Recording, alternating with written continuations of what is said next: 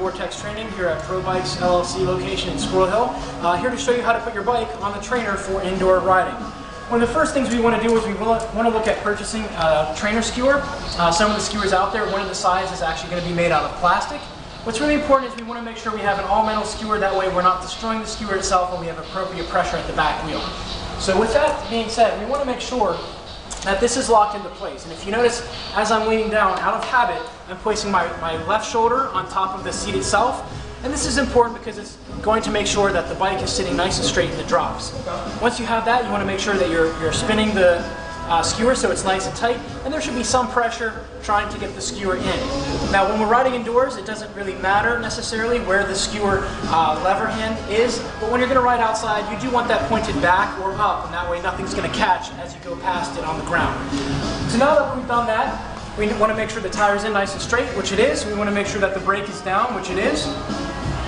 And we're going to put this into the trainer itself. So what we're going to do here is make sure that we line up the skewer.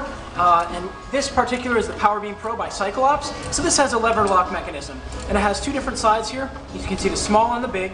We want to make sure that that's going on the appropriate part for the skewer so it's locking it in appropriately. This has an internal locking mechanism. If you have a compu trainer, it'll actually have two spinning handles on the side. One is going to be there to help you lock the pressure in the back wheel. And then the other one is going to help you lock the bike itself in. So what we want to do is we want to turn, and we want to keep everything nice and settled here to make sure that the bike isn't going to go anywhere on the trainer. Now when that's all said and done, what we want to look at next is the back wheel and the tire and the point of contact for the trainer. The thing we want to make sure is we want to be familiar with the locking mechanism for each of the bikes. So with this here in the compu trainer, it actually has a lever which will allow me to move the resistance that we're going to apply to the wheel by turning and moving around. So this particular one, we're going to lock it one more, and you're going to see here there's no pressure on the tire yet, the drum's not moving. We want to make sure this is locked in, nice and steady. And you can see here it creates a pressure, and this is a training tire or an outdoor tire, and you can see how that wears on the bead. So they do have training tires that you can use that will not have that wear happen, but they are not fit for outdoor riding.